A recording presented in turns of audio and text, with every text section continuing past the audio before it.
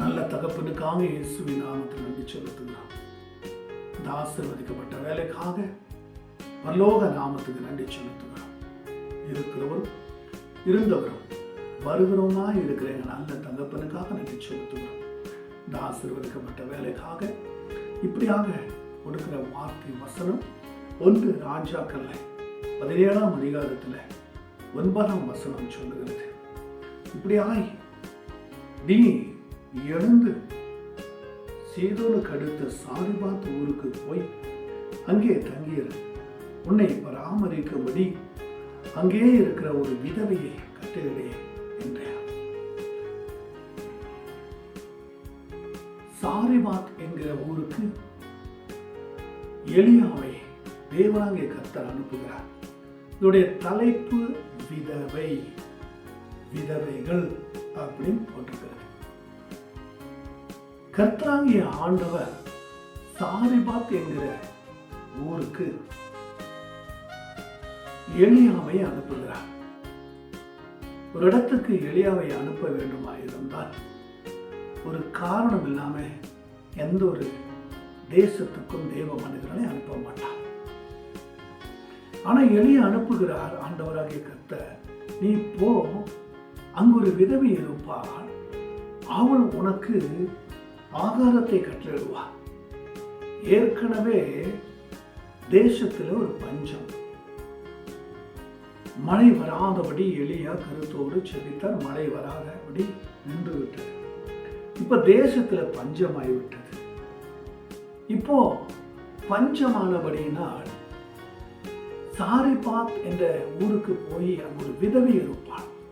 விதவை என்றால் கைவிடப்பட்டவர்கள், விதவை என்றால் ஒதுக்கப்பட்டவர்கள், விதவை என்றால் தள்ளப்பட்டவர்கள், விதவை என்றால் எந்த ஒரு ஃபங்க்ஷனுக்கும் கூப்பிட மாட்டாங்க. விதவை என்பது அவள் வந்தா எந்த காரியமே நடக்காது என்று சொல்லி விதவை என்றவர்களை நிறைய குற்றப்படுத்துவாங்க. எந்த ஒரு காரியத்துக்கும் முதலாக வைக்க மாட்டாங்க, எந்த ஒரு காரியத்திலும் அவர்களை வைக்க மாட்டாங்க. விதவை என்பது கணவன் இழந்து சொத்து சுகமெல்லாம் இழந்து வருத்தத்திலையும் வேதனையிலும் பஞ்சத்திலும் கிடக்கிற ஒரு காரியமா இருக்கிறது. இந்த விதவை வீட்டுக்கு போ. அப்படியே அவன் எழுந்தான். அந்த எளிய எழுந்து சாரிபாத்துக்கு போனான். அந்த பட்டணத்திலே ஒளிமுக வாசலுக்கு அவன் வந்த பொழுது அங்கே ஒரு விதவையை விறகு பொறுக்கி கொண்டிருந்தார். அவன் அவளை பார்த்து கூப்பிட்டு, நான் குடிப்பதற்கு கொஞ்சம் தண்ணீரும் ஒரு பாத்திரத்தில் எனக்கு கொண்டு வா என்றார். கொஞ்சம் தண்ணீர் கொடு, நான் வெகு தூரமா வந்திருக்கிறேன், கொஞ்சம் தண்ணீர் எனக்கு குடிக்க கொடு, நான் தாகம் தீர்க்க வேண்டும் என்று சொல்லி அந்த விறகு பொறுக்கி கொண்டிருந்த அந்த விதவை இடத்துல கேட்கிறார். அந்த விதவை இடத்துல கேட்கும் பொழுது எலியா சொல்லுகிறார். கொண்டு வர அவள் போகிற பொழுது, வீட்டுக்கு போகிறார், தண்ணி எடுக்க போகும் பொழுது அவனை நோக்கி கூப்பிட்டு, கொஞ்சம் அப்பமும் உன் கையிலே எனக்கு கொண்டு வா என்றார். அதற்கு அவள் பானையில ஒரு பிடி மாவும் களையத்தில கொஞ்சம் எண்ணெயும் அல்லாமல் என்னிடத்துல வேற ஒன்றும் அடையில்லை என்று அவனுடைய தெய்வனாகிய கர்த்தருடைய ஜீவனை கொண்டு சொல்கிறேன். இதோ நானும் என் குமாரனும் சாப்பிட்டு செத்து போக அது எனக்கு அவனுக்கு ஆயத்தப்படுத்துவதற்கு 2 விறகுகள் பொறுக்குகிறேன் என்றார். அப்பொழுது எலியா அவளை பார்த்து, பயப்படாதே, நீ போய் உன் வார்த்தையின்படி ஆயத்தப்படுத்து. ஆனாலும் முதல் அதிலே எனக்கு ஒரு சிறிய அடையை பண்ணி இடத்துல கொண்டு வா, பின்பு உனக்கும் உன் குமாரனுக்கும் பண்ணலாம் என்று சொன்னார். தேவனாகிய கர்த்தருடைய சமூகத்துல எலியாவை அந்த விதவை வீட்டுக்கு அனுப்புகிறார். ஆனா அந்த விதவை வீட்டிலோ பஞ்சம், ஒரு நேரத்துக்கு சாப்பிட கூட வழி இல்லை, பணம் இல்லை, யாரும் நேசிக்க இல்லை, அன்பு செய்ய இல்லை, உதவ யாரும் இல்லை. தேசத்துல பஞ்சம். ஆனா இருப்பதோ கொஞ்சம் மாவு. அந்த மாவையும் அந்த தண்ணீரையும் நாம் சாப்பிட்டு நானும் என் பிள்ளையும் செத்து போகலாம் என்று சொல்லி நான் விறகு பொறுக்கி கொண்டிருக்கிறேன். நீ வந்து எனக்கு கொஞ்சம் அடையேன் தண்ணீரும் கொடு என்று கேட்கிறாயே. எங்களுக்கு போதாமல் இருக்கிறது, எங்களுக்கு பற்றாமல் இருக்கிறது. நான் எப்படி உங்களுக்கு கொடுக்க முடியும்? எப்படி உங்களுக்கு தர முடியும்? நாங்களே பசியில் இருக்கிறோம். இதில் எப்படி உங்களுக்கு கொஞ்சம் தர முடியும்? இதை சாப்பிட்டு நான் என் பிள்ளை சாக வேண்டும், நீ இதில் போய் இடத்துல கேட்கிறாயே என்று சொல்லி வெளியிடத்துல கேட்டான். நீ போ, தண்ணீரை கொஞ்சம் அடையும் கொஞ்சம் கொண்டு வா என்று எலியாங்கிட்ட சொல்லுகிறார். எலியா சொல்லுகிறார். பாருங்க, இந்த விதவை என்பது தேவனாய் ஆண்டவரை தெரியாத ஒரு தேவ பிள்ளை. ஆண்டவரை குறித்து தெரியாது. ஆண்டவர் யாரும் எனக்கு தெரியாது.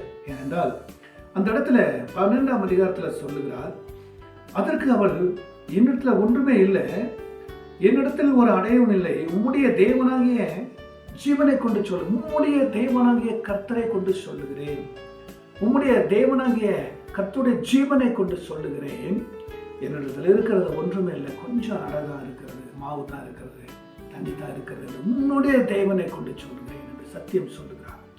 அப்படியா இருந்தால் இவர்கள் கர்த்தரை அறியாத ஒரு மகள், ஒரு தாயார், ஒரு விதவை. ஆனா கர்த்தர் ஒரு வீட்டுக்குள்ள சென்று எப்படி ஆசீர்வதிக்கப்பட வேண்டும், எப்படி அவர்கள் அந்த இடத்துல ஒரு அற்புதம் செய்து ஒரு ஆசீர்வாதத்தை கொடுத்து எப்படி அந்த இடத்துல நன்மை செய்ய வேண்டுமோ அது கர்த்தருடைய திட்டம். எலியாவை அனுப்புகிறார். எலியா மூலம்தான் அந்த வீட்டை ஆசீர்வதிக்க வேண்டும். எலியா மூலியம்தான் அந்த வீட்டு பரிசுத்தமாக்கப்பட வேண்டும். எலியா மூலியம்தான் அவனுடைய மரணத்தை மாற்ற வேண்டும் என்று கர்த்தர் திட்டமிடுகிறார். இந்த எலியாவை அனுப்புகிறார். நீ போ, கொஞ்சம் அடையும் தண்ணீரை எனக்கு முதல்ல கொண்டு வா, முதல்ல எனக்கு கொடு, பிறகு நீயும் உன் பிள்ளையும் சாப்பிடலாம், ஃபர்ஸ்ட் எனக்கு கொடு என்று சொல்லுகிறார்.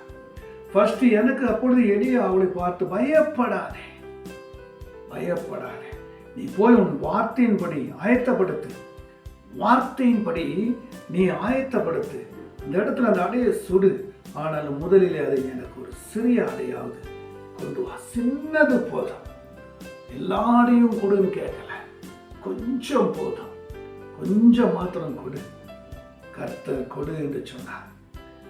எனக்கு சிறிய அடையும் பண்ணி என்னிடத்துல கொண்டு வா, பின்பு உமக்கும் குமாரனுக்கும் பண்ணலாம். அப்ப கர்த்தர் தேசத்தின் மேல் மலையை கட்டிடும் நாள் மட்டும் பானையில் மாவு செலவழிந்து போவதும் இல்லை, கலசத்தில் எண்ணெய் குறைந்து போவதும் இல்லை என்று இஸ்ரவேலின் தேவனாகிய கர்த்தர் சொல்லுகிறார் என்றார். நீ எனக்கு கொஞ்சம் கொடு. 12:62 ஒரு கிளாஸ் தண்ணீரை ஒரு ஊழியத்துக்கு கொடுக்கும் போது அந்த ஊழியத்து நிமித்தம் கர்த்தர் ஆசீர்வாதத்தை கொடுக்கிறார், ஆசீர்வாதத்தை கொடுக்கிறார். மத்தியில் இன்னைக்கு தேவனாய் கர்த்தரை பார்த்து சொல்லுகிறார், வீட்டில் விதவையா இருக்கிறியா? உன்னையும் தள்ளி வைத்து இருக்கிறார்களா?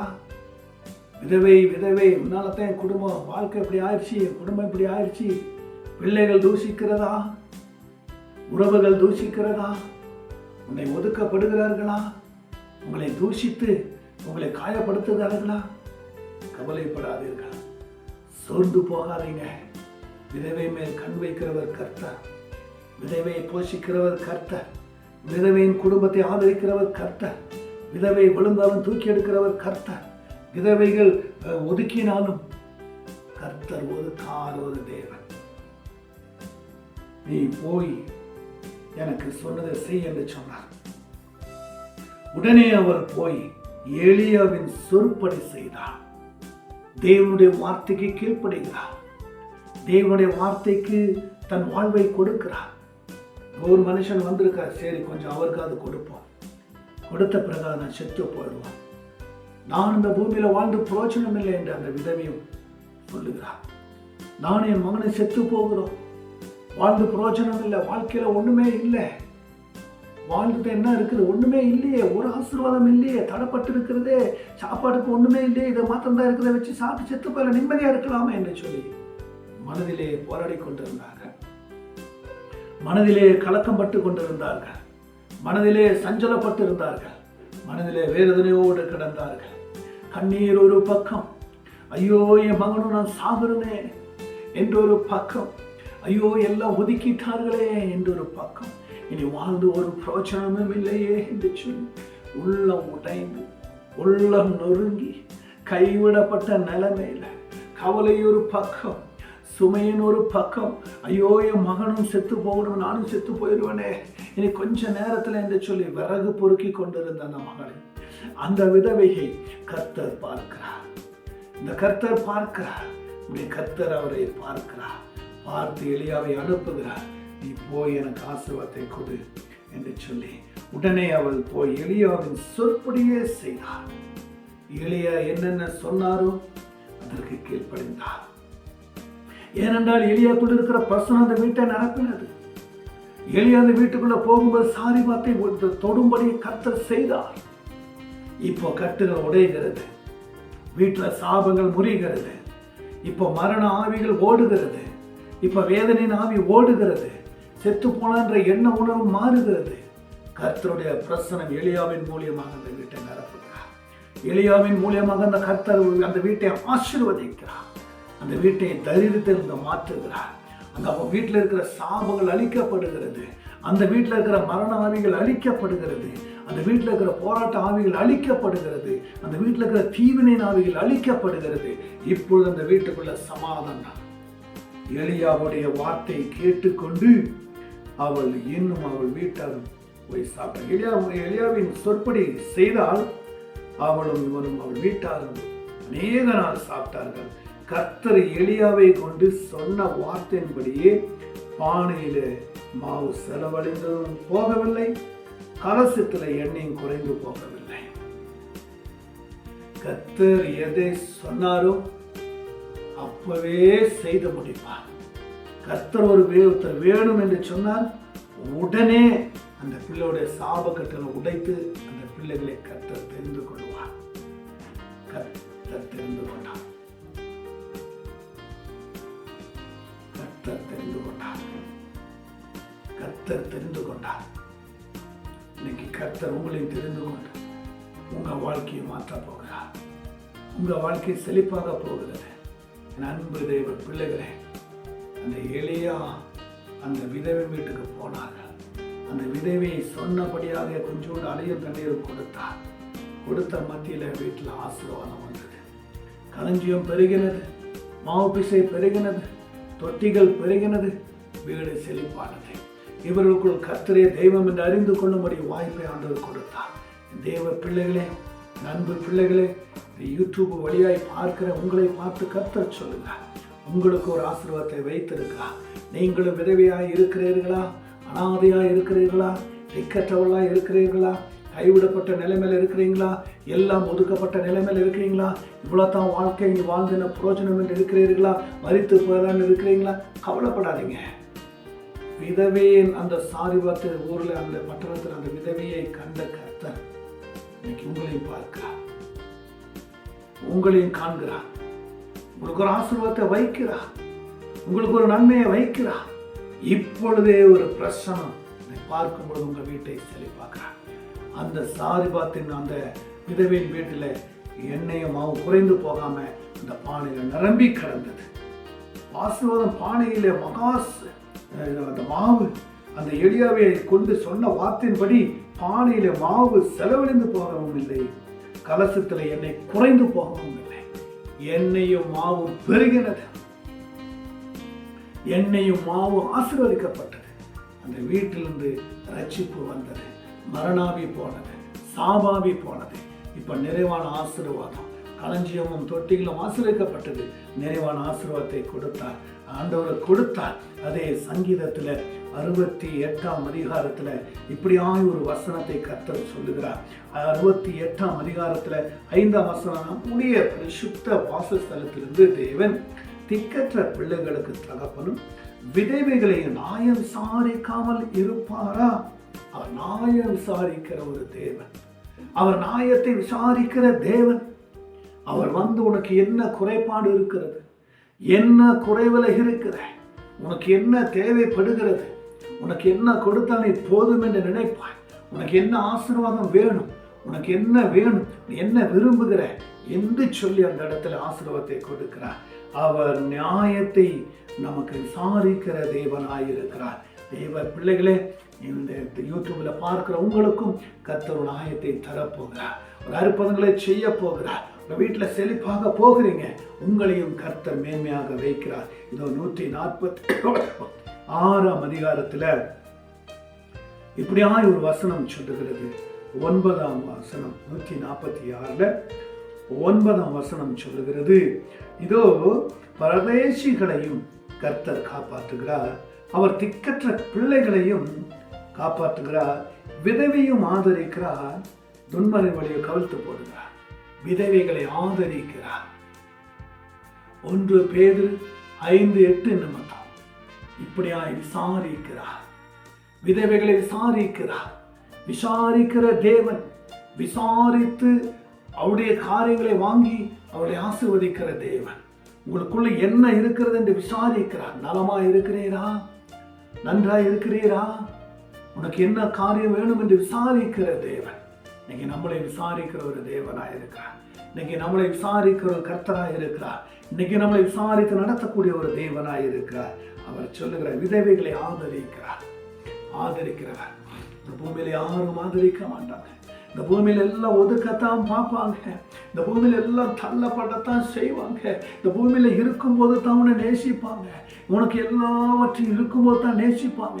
ஒண்ணும் இல்லைன்னா உன்னை அனாதையா பண்ணிடுவாங்க, உன்னை கேடா பண்ணிடுவாங்க, உன்னை குறையா பண்ணிடுவாங்க, உன்னை குற்றமா பண்ணிடுவாங்க, உன்னை விழும்படி தள்ளுபடி செய்வாங்க. தேவ பிள்ளைகளே, இப்பொழுதே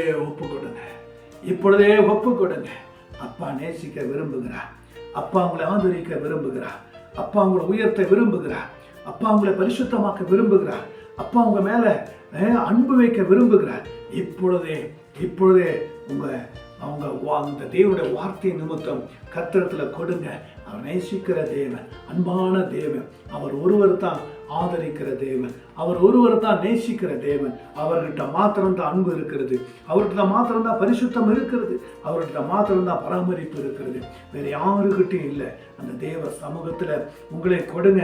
கர்த்தர் உங்களை ஆசீர்வதிக்க விரும்புகிறார். நீதிமொழியில 15ஆம் அதிகாரத்துல 25ஆம் வசனம் சொல்லுகிறது, அகங்காரியின் வீட்டை கர்த்தர் பிடுங்கி போடுவார், விதவின் எல்லையோ நிலைப்படுத்துவார். விதவையுடைய எல்லைகள் விரிவாக்குகிறார், நிலைப்படுத்துகிறார். இங்க சொல்லுகிறார், அகங்காரின் வீட்டை கர்த்தர் பிடுங்கி போடுவார். அகங்காரம் உள்ள வீடு, அகங்காரத்துல வாழ்ந்து கொண்டிருக்கிற கூடாரத்தை பிடுங்கி போடுவாராம். ஆனா விதவியின் எல்லையோ நிலைப்படுத்துவார். விதவியின் வாழ்வை நிலைப்படுத்துவார். விதவியின் வாழ்வை பெருகுபடுத்துவார். விதவியின் வாழ்வை எல்லாவற்றையும் செழிப்பாய் வைப்பார். இந்த நேரத்துல கூட லூக்கா சுவிசேஷத்துல 2ஆம் அதிகாரத்துல 37ஆம் வசனம் இப்படியாய் ஒரு வசனம் சொல்லுகிறது.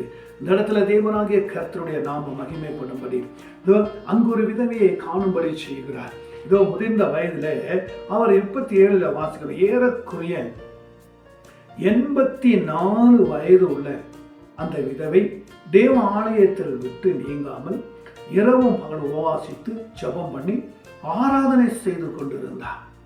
பாருங்க, கண்ணிய பிரயாயத்திலே விவாகம் பண்ணின முதல் 7 வருஷம் புருஷனோடு கூட வாழ்ந்து அதிலே வயது உள்ளவனாய் இருந்தார். ஆசருடைய கோத்திரத்தாலும் பானுவேலின் குமாரத்தினுமாகிய அன்னாள் என்னும் ஒரு தீர்க்கதரிசி இருந்தார். அவள் கன்னி பிரயாயத்திலே விவாகம் பண்ணின முதல் 7 வருஷம் புருஷனோடு வாழ்ந்தவளும் அதிக வயது உள்ளவளுமாய் இருந்தாள். ஏறக்குறைய 84 வயது உள்ள அந்த விதவை தேவாலயத்துல போய் இரவும் பகல் உபவாசம் எடுத்து ஜெபம் பண்ணி ஆராதனை செய்து கொண்டிருந்தார். அவளும் நேரத்தில் வந்து நின்று கர்த்தரை புகழ்ந்து எருசலேம் மீட்புக்காக காத்திருந்த யாவருக்கும் அவரை குறித்து பேசினார். இங்க ஒரு விதவை பார்க்கிறோம். முதிர்ந்த வயதில திருமணம் முடிந்து 6 வருஷம் தான், 7 வருஷம் தன் புருஷனோடு கூட இருந்து அவர்கள் முதிர்ந்த வயதிலே மாண்டு போனார். இப்போ விதவையாகிவிட்டார். ஆனா இந்த விதவை அப்படியான ஒரு விதவை கிடையாது. இந்த விதவை ஒரு தீர்க்கதரிசியமான ஒரு விதவை. இந்த அன்னாள் என்கிறவர் முதிர்ந்த வயதுல கணவனை இழந்த மத்தியிலும் கூட, ஐயோ என் கணவன் போயிட்டானே, ஐயோ என் கணவன் செத்து போயிட்டான்னு சொல்லி குழம்புல கண்ணீர் விடல, துக்கம் விடல, துயரப்படல. ஏனென்றால் கொடுத்த ஆண்டவர் கணவன் வருஷம் தான் இருக்கணும்னு எடுத்துக்கிட்டார், அவ்வளவுதான். இப்ப நான் வாழ முடியும், எனக்கு வாழ்வை கொடுத்திருக்கார். இப்ப என்னை யார் படைத்தார், யார் எனக்கு கணவனை கொடுத்தார்? கர்த்தர். அவர் தான் எனக்கு முக்கியம் என்று சொல்லி ஆலயத்துல சென்று இரவும் பகலும் செபித்து, இரவும் பகலும் தேவ சமூகத்துல உட்கார்ந்து உபவாசம் எடுத்து தேவனோடு கூட இரவும் பகலும் ஆலயத்தை விட்டு வெளியே போகாமல் செபித்துக்கிட்டே இருந்தார், துதித்துக்கிட்டே இருந்தார். ஆண்டவரே, என் மாம்சம் பலவீனமாயிடக்கூடாது, என் கணவன் எழுந்துட்டான் என்று சொல்லி நான் கவலைப்படக்கூடாது, நான் விதவை என்று சொல்லி கவலைப்படக்கூடாது, நான் மலடை என்று சொல்லி கவலைப்படக்கூடாது. நீங்க எனக்கு இருக்கீங்க, நீங்க எனக்கு போதும் ஆண்டவரே. என்னை படைத்த தெய்வமே, என்னை உருவாக்கின தெய்வனே, நான் நம்முடைய பணி செய்யணும்ப்பா, உடைய விருப்பத்தின்படி வாழணும்ப்பா, உடைய சத்தியத்தின்படி வாழணும்ப்பா. என்னை நடத்துங்க, உடைய பிள்ளைகளை மாற்றுங்க, இப்பொழுது உடைய சத்தியத்துக்குள்ளே நடத்துங்க, உடைய இறக்கத்துக்குள்ளே நடத்துங்க. நான் ஜெபிக்கணும், துதிக்கணும், வேதம் வாசிக்கணும், எல்லாத்துக்கும் சத்தியத்தை போதிக்கணும், உடைய வார்த்தைகள் அருளணும். எனக்கு இப்பொழுது சத்தியத்தை போதிங்க, சத்தியத்தை சொல்லுங்க, ஞானத்தை கொடுங்க, வல்லமையை கொடுங்க, அற்புதங்களை கொடுங்க என்று சொல்லி இரவும் பகலும் தேவ ஆலயத்தில் உபவாசம் எடுத்து ஜெபம் பண்ணி கொண்டிருந்தார். அவள் அந்நேரத்தில் வந்து கர்த்தரை புகழ்ந்து எருசலேமை மீட்புக்காக காத்து யாவருக்கும் அவரை குறித்து பேசினார். எருசலேமை மீட்படைய வேண்டும், எருசலேம் ஆசீர்வதிக்கப்பட வேண்டும், ஜனங்கள் காப்பாற்றப்பட வேண்டும், ஆசீர்வாதத்தை காண வேண்டும் என்று சொல்லி இரவும் பகலும் தேவ சமூகத்தில் உட்கார்ந்து காத்திருந்து செபித்துக் கொண்டிருந்தார். ஜெபந்தான் ஒரு வாழ்க்கையில ஜெயமா மாறும், ஜெபந்தான் வாழ்க்கையில ஆசீர்வதிக்க முடியும், ஜெபந்தான் எல்லாவற்றையும் மாற்றும், ஜெபந்தான் ஒரு மனுஷனை உருவாக்கும். ஜெபத்தினால கூடாத காரியம் ஒன்றுமே இல்லை. ஜெபம் பண்ணுங்க. கர்த்தர் ஜெபத்தில் உங்களை உயர்த்துவார், ஜெபத்தில் உங்களை பரிசுத்தமாக்குவார்.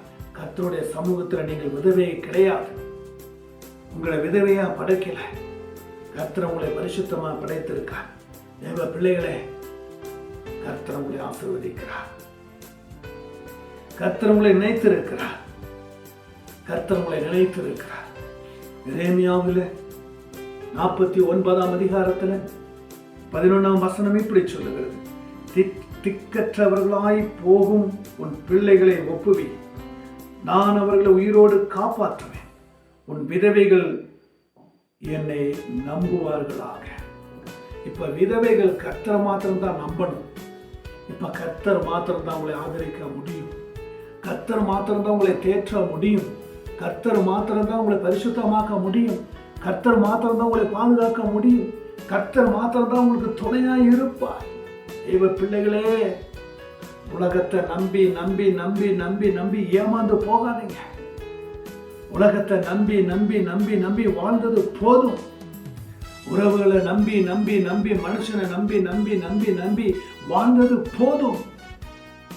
ஆண்டவரை நம்பி நம்பி நம்பி வாழுங்க, ஆண்டவரை சார்ந்து சார்ந்து வாழுங்க. அவர் எனக்கு போதும் போதும் போதும் என்று வாழுங்க. அவருடைய விருப்பம் எனக்கு போதும், அவருடைய விருப்பம் எனக்கு போதும் என்று சொல்லி வாழுங்க. கர்த்தர் கைவிட மாட்டார், கர்த்தர் உங்களை ஒதுக்க மாட்டார், கர்த்தர் உங்களை தள்ள மாட்டார். கர்த்தரை காட்டு இந்த பூமியில நமக்கு என்ன வேணும், கர்த்தரை காட்டு நமக்கு இந்த பூமியில என்ன தேவைப்படுகிறது? என் தேவ பிள்ளைகளே, கர்த்தர் உங்களை பார்த்து சொல்லுகிறார், திக்கற்றவர்களாய் போகும் உன் பிள்ளைகளை ஒப்புவி என்று சொல்லுகிறார்.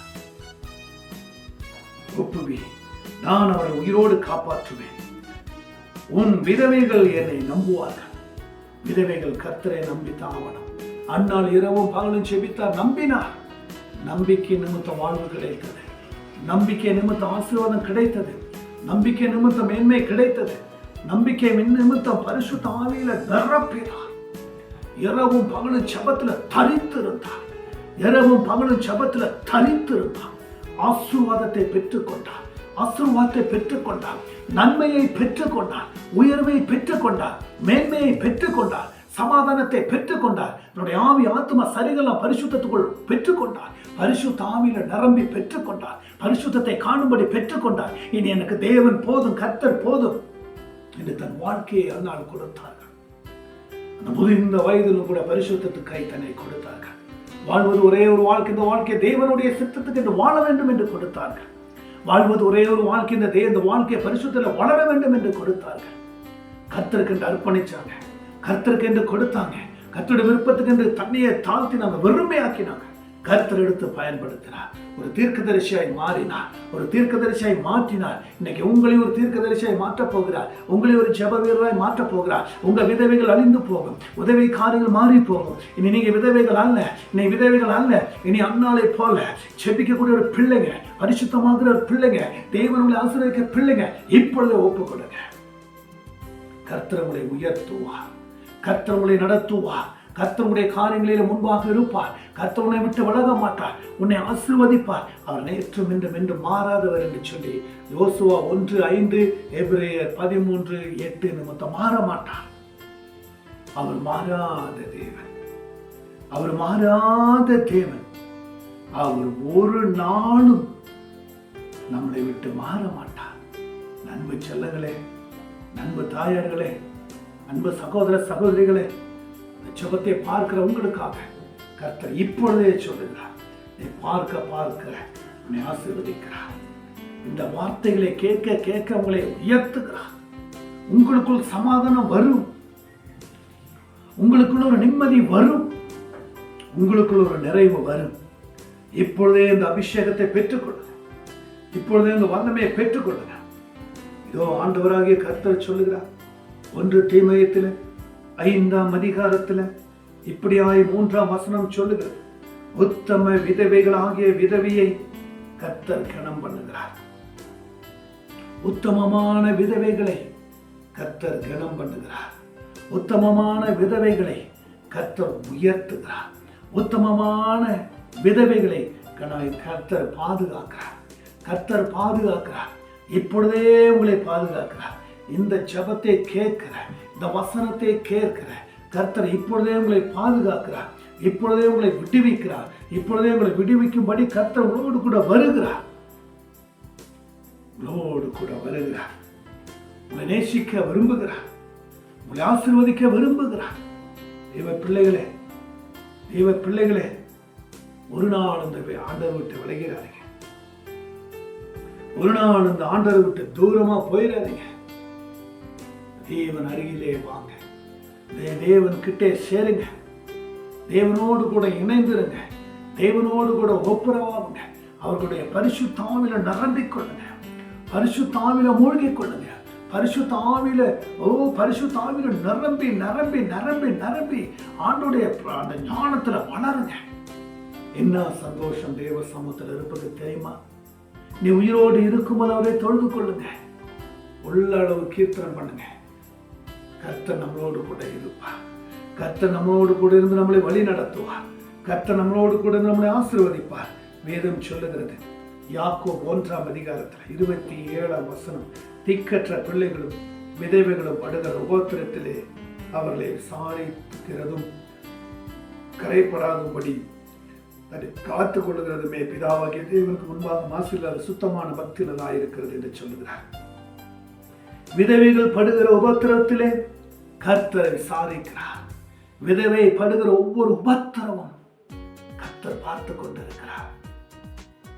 இன்னைக்கு எத்தனையோ தாயார்களை, எத்தனையோ தகப்பன்மார்களை ஒதுக்கி தள்ளி விட்டு பெற்ற பிள்ளைகளே தாய் தகப்பனை கவனிக்காம எத்தனை தாய் தகப்பன்கள் கதறுகிறார்கள், எத்தனை பேர் வேதனைப்படுகிறார்கள், எத்தனை பேர் காயப்படுகிறார்கள், உள்ளம் உடைகிறார்கள். என் பிள்ளைகளே, விதவைகளை உடைத்திராதீங்க, விதைகளை தள்ளப்பட்டுறாதீங்க. அவரும் நம்மளை போல ஒரு மனிதர்கள் தான், அவரும் நம்மளை போல ஒரு தெய்வ ஆசீர்வதிக்கப்பட்ட பிள்ளைகள் தான். யாரையும் ஒதுக்கிறாருங்க, யாரையும் கைவிட்டுறாருங்க. திக்கற்ற பிள்ளைகளை கர்த்தர் உபத்திரத்தில் அவர்களுக்கு விசாரிக்கிறதும் உலகத்தால் கரைப்படாதபடிக்கு தன்னை காத்து கொள்ளுகிறதுமே பிதாவாகிய தேவனுக்கு முன்பாக மாசில்லாத சுத்தமான பக்தியாக இருக்கும் என்று சொல்லுகிறார். தன்னை கரைப்படுத்தாமல், தன்னை அழுக்குப்படுத்தாமல், தன்னை எப்பொழுதும் சுத்திகரித்துக் கொண்டு, தன்னை எப்பொழுதும் பரிசுத்தமாக்கி கொண்டு கர்த்தருடைய சமூகத்துல காத்திருப்பது தான் தேவனுக்கு பிரியமானது, பிதாவுக்கும் பிரியமானது. அது சுத்தமான பக்தியாய் இருக்கும், சுத்தமான பக்தியாய் இருக்கும். இப்பொழுதே கர்த்தருடைய நாமம் மகிமைப்படும்படி இந்த ஜெபத்தை கேட்கிற தேவ பிள்ளைகள் மீது ஒரு அக்கினி இறங்கி கொண்டிருக்கிறது. தேவனுடைய பிரசனம் உங்கள் மேல நிரப்பி கொண்டிருக்கிறார். அபிஷேகத்தை பெற்றுக்கொள்ளுங்க. இந்த வல்லமையை பெற்றுக்கொள்ளுங்க. இந்த தயவை பெற்றுக்கொள்ளுங்க. கர்த்தர் உங்களோடு கூட இருக்கிறார். கர்த்தர் உங்களை நேசிக்கிறார். நீங்கள் இனி விதவைகள் அல்ல. நீங்க செபிக்கக்கூடிய பிள்ளைகள், இனி ஜபத்தில் வளரக்கூடிய பிள்ளைகள், ஜபத்திலே மகிமையால் நிரப்புகிற பிள்ளைகள். இனி தேவனை ஆடி பாடி துதித்து தேவ அன்பில் நிலைத்திருங்க. இந்த தேவ சமூகத்தில் நெருங்க நெருங்க நெருங்கத்தான் வாழ்க்கை பரிசுத்தமாகிட்டே இருக்கும். இந்த தேவ சமூகத்தில் நெருங்க நெருங்கத்தான் உங்க உள்ளம் புதிதாக்கி கொண்டே இருக்கும். இந்த தேவனுடைய கரத்துல நம்மளை அர்ப்பணிக்கும் போது தான் தேவன் கரங்களை பிடித்து நடத்துவார். உன் விதவையின் மாறும், உன் கவலைகள் மாறும், உன் கண்ணீர்கள் மாறும், துயரங்கள் மாறும், உன் பாடுகள் மாறும், வேதனைகள் மாறும். இன்றையிலிருந்து இந்த நேரம், இன்றைய இல்லை, இதை பார்த்து கொண்டிருக்கிற இந்த நேரத்திலிருந்து கர்த்தர் உங்களை விடுவிக்கிறார். கர்த்தர் உங்களை ஆசீர்வதிக்கிறார். மாவு பேசுகளை ஆசீர்வதிக்கிறார். அந்த சாரிபாத்தின் அந்த பட்டணத்தில் அந்த விதவையை ஆசீர்வதித்து களஞ்சியத்தில் தொட்டியில ஆசீர்வாதத்தை கொடுத்து பானையில அந்த மாவு எண்ணெய் குறைந்து போகாத ஆசீர்வாத தேவன் இன்னைக்கு உங்க வீட்டில் எண்ணெய் மாவு குறைந்து போகாத ஆசீர்வாதத்தை இப்பொழுது இயேசுவின் நாமத்தில் கட்டளையிடுகிறார். பெற்றுக்கொள்ளுங்க. அந்நாள் இரவும் பகலும் தேவாலயத்தில் இருந்து வெளியே வராமல் செபித்து தன் வாழ்க்கையை ஆசீர்வதித்து தீர்க்கதரிசியா மாறி எருசலேமுக்காக காத்திருந்து செபித்து ஒரு எல்லா ஜனங்களுக்கும் போதிக்கும்படி ஒரு தீர்க்கதரிசியா வைத்த கர்த்தர் இன்னைக்கு நீங்கள் விதவை ஆலயத்தில் போய் செபிங்க, வீட்டில் செபிங்க. கர்த்தர் உங்க விதவையை மாற்றி நீங்களும் ஆசீர்வதிக்கப்பட்ட ஒரு பிள்ளையாய், ஒரு தீர்க்கதரிசியாய், ஒரு அன்னாலை போல ஒரு செபிக்கக்கூடிய பிள்ளையாய் மாற்ற போகிறார். நீங்களும் தேவ சமூகத்துல காத்திருந்து செபிங்க. கர்த்தர் உங்களை ஆசீர்வதிப்பார், உங்களை பரிசுத்தமாக்குவார், உங்களையும் தாங்குவார், ஏந்துவார், எல்லா விதத்திலும் தப்புவிப்பார், உங்களை ஒரு தீர்க்கதரிசியாய் வைப்பார். இந்த உலகத்துல உயர்ந்த ஸ்தானத்தில் உங்களை வைப்பார். எதை குறித்தும் கவலைப்படாதீங்க, எதை குறித்தும் சோர்ந்து போகாதீங்க. எல்லாவித நன்மையால நிரப்புவார், எல்லாவித ஆசீர்வாதம் நிரப்புவார். கவலைப்படாதீங்க. இந்த வசனத்தை கேட்கிற ஒவ்வொரு பிள்ளைகளும் ஆசீர்வதிங்க. தேவனாகிய கர்த்தாவே, இதோ இந்த வசனத்தை ஜெபம் கேட்கிற ஒவ்வொரு பிள்ளைகளையும் கர்த்தர் ஆசீர்வதி. எல்லா பிள்ளைகளுடைய விதவைகளை மாற்றி தெய்வீக மகிமையாலும் தெய்வீக பிரசன்னத்தை நிரப்பி ஆசீர்வதி. ஒவ்வொருவரையும் பரிசுத்தமாக கேட்கிற, பார்க்கிற, நம்புகிற, ஏற்றுக்கொள்ளுகிற, கடைபிடிக்கிற ஒவ்வொரு பிள்ளைகளும் கர்த்தர் ஆசீர்வதி. தாங்கும், பலப்படுத்தும், கனப்படுத்தும் ரட்சகரும் மீட்பருமான இயேசு கிறிஸ்துவின் கல்வாரி நாமத்தில் ஒப்புக்கொடுத்து செபிக்கிறேன். ஜெபம் கேளும் நல்ல கர்த்தாவே. ஆமென், ஆமென், ஆமென்.